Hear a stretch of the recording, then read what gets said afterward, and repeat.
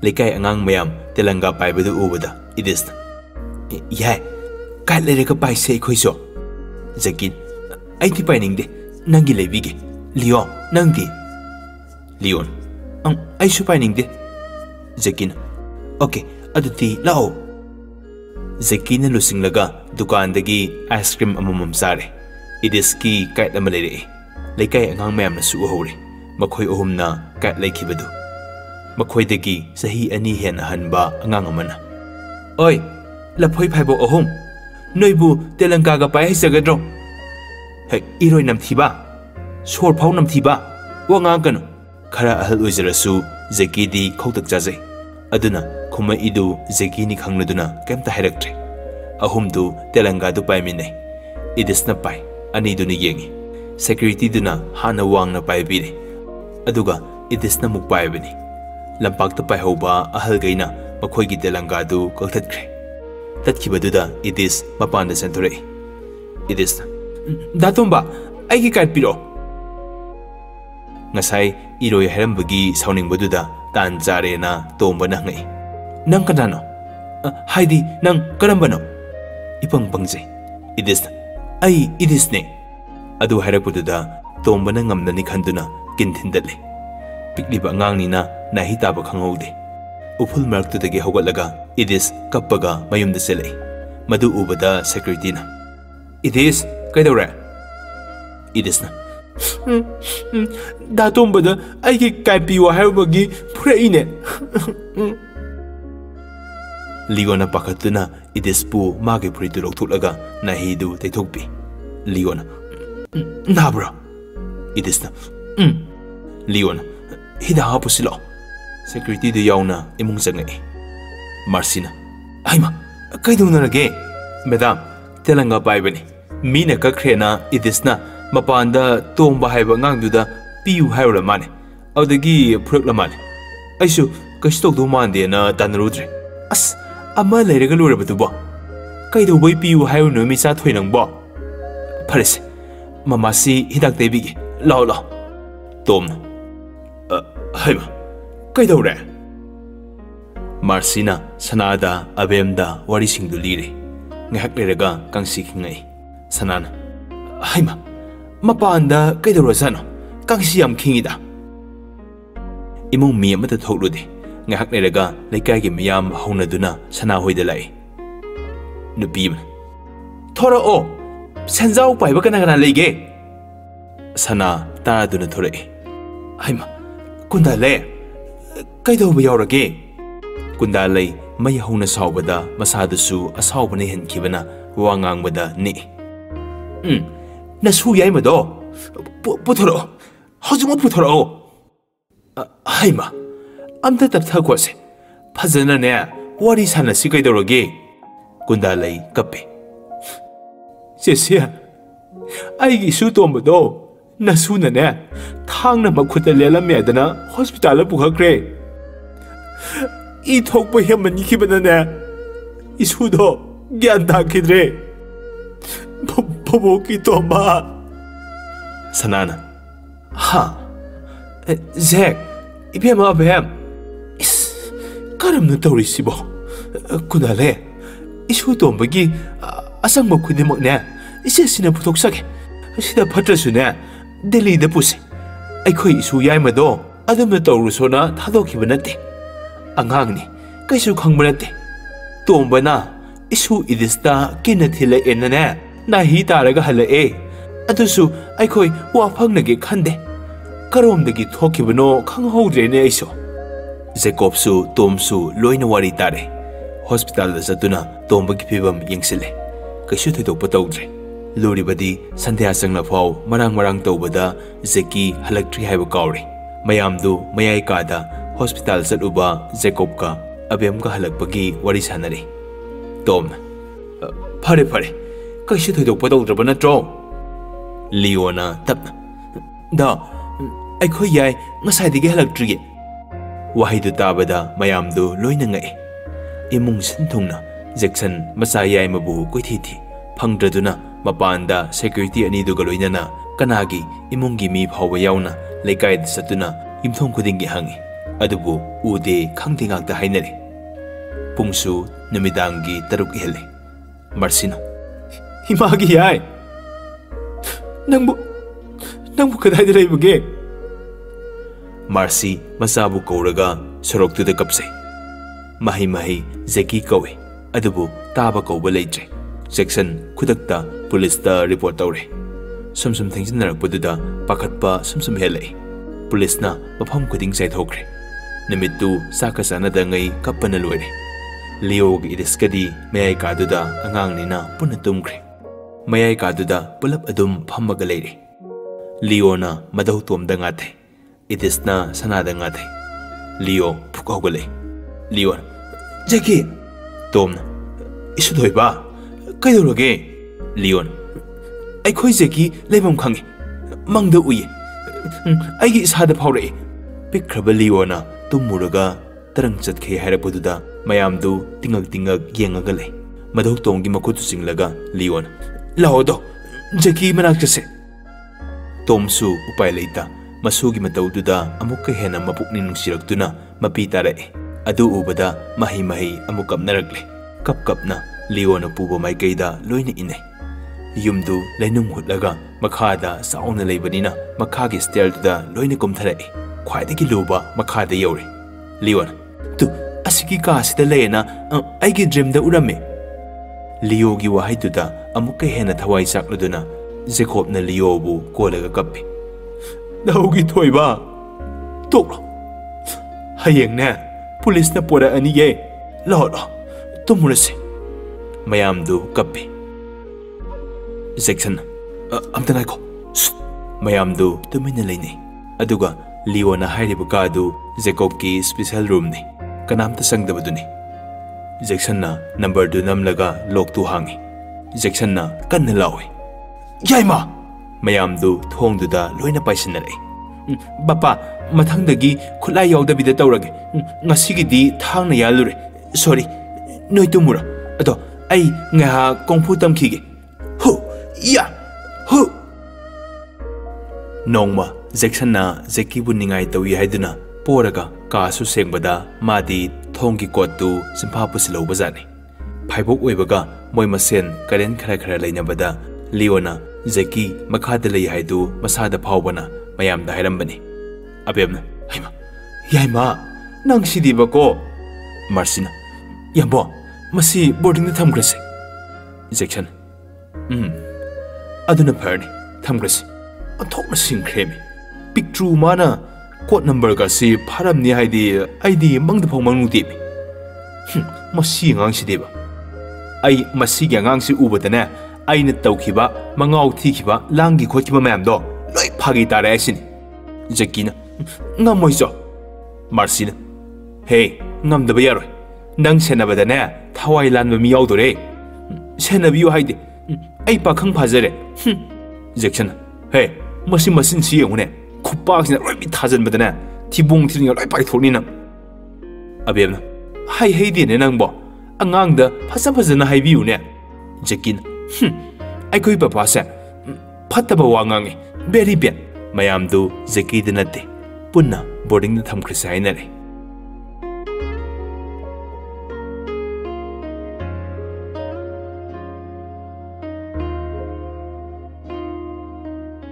Nimitu hokre boarding selamdaini Jacop yaima suti leiba kanda ne low laktuini maram mokpani sudi taliso ai chalo aisini makhonga du pring thin gei ningai tawi Jackson oi hero na bo kapna bro boarding de ler dina like tu herni masaksu amuk hena fasadoini noina haisina du khangi aseng baini mi promise thankrani lalo ningai tawrasu namdana themlaga Jackie na pukre makhoina leidoiba boarding du security phasna leiba ka khudingi camera thelaga warden chu amamam thamba taru tanan ba maphamni yam section ba maphamni na masangai na lehobada thoina wadre Jackson masangai de thanamlaga halai mapi irabudi chele Jackson gi wakhalda papa gi yaima papa su sathina ngaure ꯑꯗꯨꯕꯨ ꯑꯔꯥꯟꯕꯗꯤ ꯇꯧꯔꯛꯇꯦ ꯅꯪꯁꯨ ꯑꯐꯕ ꯑꯆꯨꯝꯕ ꯇꯧꯔꯛꯎꯀꯣ ꯁ꯭ꯀꯣꯠꯇꯨꯅ ꯁꯥꯔ ꯀꯔꯣꯝꯗ deep ꯍꯣꯏ ꯆꯠꯁꯦ ꯐꯅꯤ ꯁꯥꯔ Jackson ꯃꯔꯨꯞ ꯑꯅꯤꯗꯨ ꯊꯣꯔꯛꯄꯒꯤ ꯎꯅꯤꯡꯗꯨꯅ ꯗꯤꯞ ꯍꯣꯏꯗ ꯍꯥꯟꯅ ꯂꯥꯛꯏ ꯖꯣꯟꯁꯨ ꯂꯨꯍꯣꯡꯂꯒ 7 days ꯂꯩꯔꯒ ꯆꯠꯈꯤꯕꯅꯤ PM ꯑꯅꯧꯕ ꯁꯤꯟꯕꯒꯤ ꯑꯦꯌꯔ ꯐꯣꯔꯁꯇ ꯂꯩꯕꯅꯤ ꯁꯨꯇꯤ ꯋꯤꯛ ꯑꯃꯇꯪ ꯂꯩꯕꯒꯤ ꯂꯥꯛꯄꯅꯤ ꯖꯦꯛꯁꯟ ꯚꯥꯏ ꯗꯤꯞ ꯀꯧꯗ꯭ꯔꯁꯨ ꯆꯪꯉꯛꯑꯣ ꯑꯁ ꯁꯦꯁ ꯕꯣꯔ ꯑꯣꯏꯔꯝꯗꯥꯏꯒꯁꯦ ꯐꯖꯊꯣꯛꯑꯝꯃꯤꯀꯣ ꯍꯦ ꯅꯃꯧ ꯐꯪꯗꯣꯔꯀꯥꯟꯁꯤꯗꯅꯦ ꯑꯩꯅ ꯍꯧꯖꯤꯛꯇ ꯅꯨꯄꯤ ꯊꯤꯅꯤ ꯈꯟꯕꯗꯅꯦ ꯏꯀꯥꯏ ꯍꯩꯕꯣ ꯏꯁ ꯑꯩꯁꯤ ꯌꯥꯝ ꯍꯟꯅꯨꯔꯕꯩ ꯇꯥꯏꯞꯇ ꯆꯍꯤ 60ꯁꯦ ꯍꯟꯅꯨꯕꯁꯤꯡꯂꯕꯣ ꯗꯤꯞ ꯑꯉꯥꯡꯈꯩ ꯊꯤꯜꯂꯨꯔꯕꯣ ꯌꯥꯏꯃꯗꯨꯗꯤ ꯑꯁ ꯑꯩꯈꯣꯏ ꯄꯥꯕꯨꯡꯗꯤ ꯍꯦꯜꯂꯦ ꯏꯁ ꯅꯪꯗꯤ ꯅꯣꯞꯄꯅꯤꯅ ꯑꯗꯨꯕꯨꯗꯤ ꯃꯇꯝ ꯃꯇꯝꯒꯤ ꯑꯑꯣꯟꯕꯅꯤꯅ ꯆꯍꯤ ꯁꯨꯗ꯭ꯔꯤꯉꯩꯗꯅꯦ ꯅꯨꯄꯤꯃꯨꯛ ꯁꯦꯖꯜꯂꯛꯀꯅꯤꯀꯣ ꯌꯥꯏꯃꯗꯣ ꯃꯗꯨꯃꯗꯤ ꯌꯥꯔꯣꯏ ꯚꯥꯏ ꯉꯥꯎꯁꯤꯅ ꯂꯥꯡꯁꯤꯅ ꯅꯨꯄꯤ ꯊꯤꯕ ꯀꯥꯏꯗꯨꯗꯤ ꯃꯇꯤꯛ ꯆꯥꯗ꯭ꯔꯤꯉꯩꯗꯅꯦ ꯊꯤꯍꯜꯂꯣꯏ ꯍꯥꯏꯖꯕꯩ ꯋꯥꯅꯤꯉꯣ ꯇꯝ ꯉꯝꯄꯣꯟꯇꯦꯗ ꯍꯣꯏ ꯑꯗꯨꯕꯨꯗꯤ ꯃꯔꯨꯞ ꯑꯅꯤꯗꯨ ꯋꯥꯔꯤ ꯋꯥꯇꯥꯏ ꯉꯥꯏꯍꯥꯛ ꯁꯥꯟꯅꯔꯒ ꯖꯦꯛꯁꯟꯗꯨ ꯃꯌꯨꯝꯗ ꯍꯟꯈ꯭ꯔꯦ ꯃꯦꯂꯣꯗꯤꯁꯨ ꯊꯣꯔꯛꯂꯒ ꯃꯆꯦ ꯍꯣꯏꯗ ꯂꯩꯔꯦ ꯗꯤꯞꯇ ꯂꯨꯍꯣꯡꯕꯤꯔꯦ ꯖꯦꯀꯣꯞꯀ ꯑꯕꯦꯝꯒꯅ ꯃꯃꯥ ꯃꯄꯥ ꯁꯛꯅ ꯆꯥꯎꯅ ꯍꯣꯡꯕꯅꯤ ꯄꯨꯝꯅꯃꯛ ꯂꯣꯏꯈ꯭ꯔꯦ ꯆꯍꯤꯗꯤ ꯈꯪꯍꯧꯗꯦ ꯇꯞꯅ ꯇꯞꯅ ꯆꯠꯂꯁꯨ ꯀꯅꯥꯝꯇꯅ ꯐꯥꯔꯒ ꯊꯝꯕ ꯉꯝꯕ ꯅꯠꯇꯦ ꯆꯍꯤ 9ꯒꯤ ꯃꯇꯨꯡꯅꯤ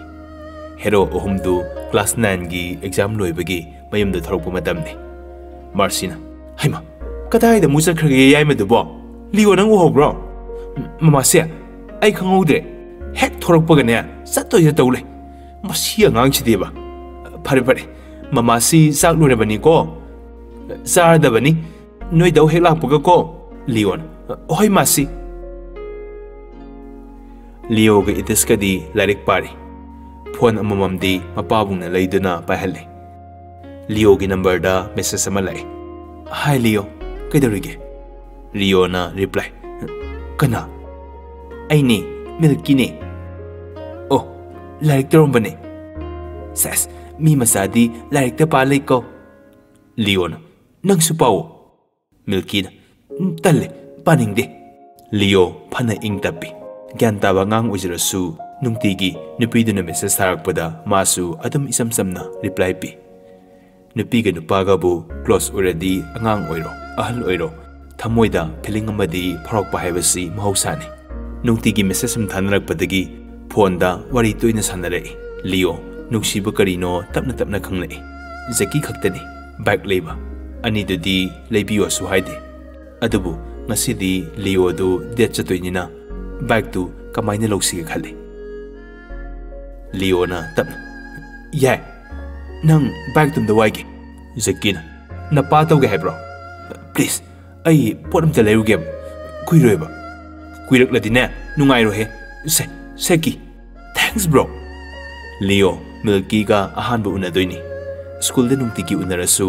ꯍꯟꯗꯛꯀꯤꯁꯤꯗꯤ ꯐꯥꯔꯁ ꯂꯞ ꯑꯣꯏꯕꯅꯤꯅ ꯃꯤꯍꯨꯜꯗꯤ ꯁꯨꯗ꯭ꯔꯦ ꯂꯤꯑꯣꯅ ꯃꯥꯁꯦ ꯃꯥꯔꯁꯤꯅ ꯀꯩꯗꯧꯔꯒꯦ 500 ꯈꯛꯇ ꯄꯤꯌꯣ ꯍꯣꯏ ꯂꯥꯏꯔꯤꯛ ꯂꯩꯗꯣꯏ ꯅꯠꯇ꯭ꯔꯣ ꯅꯣꯡꯇ ꯑꯣꯏꯗꯕ ꯉꯥꯡꯗꯕꯗꯨ ꯑꯄꯥꯝ ꯅꯨꯡꯁꯤ ꯍꯥꯏꯕꯗꯨ ꯂꯥꯛꯂꯕꯅꯤ나 ꯑꯣꯏꯗꯕꯁꯨ ꯃꯇꯥꯡ ꯃꯇꯝꯅ ꯉꯥꯡꯂꯦ ꯃꯥꯔꯁꯤꯅ ꯁꯦ 1Kꯅꯤ ꯃꯃꯥꯁꯦ 500ꯅ ꯌꯥꯅꯤꯌꯦ ꯂꯧꯔꯣ ꯑꯃꯨꯛ ꯀꯣꯟꯅꯗ꯭ꯔꯒ ꯍꯜꯂꯛꯇꯣꯏ ꯁꯔꯨꯛ ꯅꯣꯕꯦꯜ ꯃꯌꯥꯝ ꯑꯃ ꯂꯩꯔꯒ ꯄꯥꯒꯟꯕꯅꯤꯅ ꯃꯃꯥꯁꯤꯗꯤ ꯄꯩꯁꯥꯗꯨ ꯍꯦꯟꯅ ꯄꯤꯈꯤꯕꯅꯤ ꯂꯤꯑꯣ ꯃꯤꯜꯀꯤ ꯍꯣꯏꯔꯣꯝꯗ ꯍꯥꯏꯗꯔꯛꯏ ꯃꯤꯜꯀꯤꯅ ꯍꯥꯟꯅ ꯉꯥꯏꯗꯨꯅ ꯂꯩꯔꯝꯃꯤ ꯑꯍꯥꯟꯕꯅꯤꯅ ꯏꯀꯥꯏꯅꯩ ꯑꯗꯨꯕꯨ ꯅꯨꯄꯥ ꯍꯥꯏꯁꯤꯅ ꯍꯥꯟꯅꯗꯤ ꯍꯦꯛꯇ ꯍꯧꯏ ꯂꯤꯑꯣ ꯀꯌꯥꯝ ꯀꯨꯏꯔꯒꯦ ꯃꯤꯜꯀꯤꯅ ꯀꯨꯏꯗ꯭ꯔꯤꯌꯦ ꯑꯣ ꯀꯣꯝꯄꯤꯇꯔ ꯒꯥꯔꯗꯦꯟ ꯆꯠꯂꯨꯁꯤꯔꯥ ꯍꯣꯏ ꯌꯥꯏꯌꯦ ꯑꯅꯤꯗꯨ ꯀꯣꯝꯄꯤꯇꯔ ꯒꯥꯔꯗꯦꯟꯗ ꯂꯥꯛꯏ ꯇꯤꯀꯦꯠ ꯀꯛꯂꯒ ꯑꯆꯥꯄꯣꯠ ꯈꯔꯒ ꯂꯩꯔꯒ ꯆꯪꯃꯤꯟꯅꯔꯛꯏ ꯂꯤꯑꯣꯟ ꯀꯩ ꯏꯟꯖꯥꯡ ꯆꯥꯔꯛꯀꯦ ꯀꯥꯡꯁꯣꯏ ꯑꯃꯒ ꯀꯥꯡꯍꯧ ꯑꯃꯒ ꯅꯣꯏꯗꯤ ꯑꯦꯛ ꯊꯣꯡꯉꯦ ꯑꯃꯅ ꯏꯔꯣꯝꯕ ꯑꯗꯣ ꯗꯦꯠ ꯀꯌꯥꯗ ꯆꯪꯗꯣꯏꯅꯣ 10 ꯀꯥꯗꯧꯔꯕꯅꯤꯅ ꯄꯄꯥꯅ ꯌꯨꯝꯗ ꯂꯩꯍꯟꯅꯤ ꯍꯥꯏ ꯌꯨꯝꯗ ꯑꯣꯏꯅ ꯁꯕꯖꯦꯛ ꯈꯨꯗꯤꯡꯒꯤ ꯑꯣꯖꯥ ꯀꯧꯔꯒꯅꯦ ꯇꯨꯏꯁꯟ ꯇꯧꯍꯟꯅꯤ ꯍꯥꯏ ꯃꯤꯜꯀꯤꯅ ꯑꯗꯨꯅꯕꯨ ꯐꯔꯦꯅꯦ ꯂꯤꯑꯣꯅ ꯉꯥꯏꯍꯥꯛ ꯑꯗꯨꯝ ꯇꯨꯃꯤꯟ ꯂꯩꯅꯩ ꯂꯤꯑꯣꯅ le sase milkin hoi ado queen di lerose ai se mama si da su ai khoi yai da su ngasidi oi da banga lai ni ai su ne imana bi hoi da sa toine harami ni mama da ani do nokmin nei pung ama muktang unaraga Leona milki bu thinbiram laga larik ama lairaga halai Zakin larik ama khak lebagi pung amaga 20 minutes sangna bro Leon phang da bagi ne koi thi thi roi ne yai Zakin yare na thi phau khang ne lab guru Leon as phai bok masin manau akhat pi mi yeng chum da bidu na chadi noi na sen nau nupi phang na roi tu amasu ngasai de gi romance haukrabani manau bi duga asumna Leo ga idiska masin manau twins ani du phajana nungsinare nongmadi masin manau ohum du bazar da dress label lai Zakina car du thawi section na diya dabani sahi sudrina adubu yai mai marai duna upai leitabagi pirakpani dress tu lairuraga thorakpada idis Leo milki na tro ada bike tu ngalai se Leo na satyengi wa kam tangangdi tumin laikre Magi matau du ubada manau pa ni mag nuai tre Milky nupa maga restaurant jangre masin manau du harau harau lakmina badu mayum phauba wala ngangna dana tumin halai hek yoropga Leo hoi mai hairam dana ka changnaga magi phamung du da kapkre phamung tonga lasu ka de punbanina ani duna sanglakpada Leo kapamadu yamna nuai the numitugi nungdang pung 10 helakpada da Zakina Leo gi phone du puraga tumina mathaka khale phone du hanglaga call tawi atubu waiting le anam kan bazagi ni waiting le bedu minute 30 mu ngairaga amuk call tawi aduda su waiting le rami pung ama muk leraga Milky na oina call tawre asawa phadaraga Leo gi ingta pasaraga Zakina kana ga wari sanai no Milky na imana bigani oh aheng sangadra Kaigino Gip ama pi khan bane Unasi Yaroidro Yani ye Kaigim no Hayeng khango Hoi Thengi Tumoko Aishu tumurage Pung drama thodi tharo ko Sunetabi Hoi Good night Good night Love you Love you too Asumna phone thamnakre Gip Nanguma nupi masa amana Iyambagi thamoi thugaibadine natik nate nangna iyambagi thamoi thugairabadina aina nangi isat loktabani sala Zaki kaadada muksangaga Leogi phone da thamnaga masu tumkre nongalaga Zaki Leogi masanana simple oiba dress tu selaga hairstyle ga du Leoga saraga Milky una basakre somdana kaisu khongjadaba Leo du magi phone du thiba khangdabagi matha sare Idis teki tawrasu ring chalaga makhol di dadrena koi thi jai idis ai khoina shopping torpa dukan du da hontor amajalo Leon ai pai khibani da idis amda phasana ningsingo ring chali sidi Leon gyan dadre da idis makha dadre mayam badu ngarang mathwai ga nuai tabane mafam marang khangdabagi oilamnani khandore mapabung sangai Jackson my son Hore nungdang dagine match ki tisa laani section haudu su kuidrabanina sidaidi study da puning chango ko papa gi Leo isa da ni ko papa na ne topper ge sa thamni base itis nang suni position lep kadam ni ko Leo amadi itis hoi pabu amadi leramdra kai sakra itis pabu khangdi section phare Madine, man thokpa, salakla phalakla, ngamnabane, adam hinkini. Noi ani dani, mi oina bohna ko. Section atu haram laga thokre. Leo, mathanta mapukning nungsire.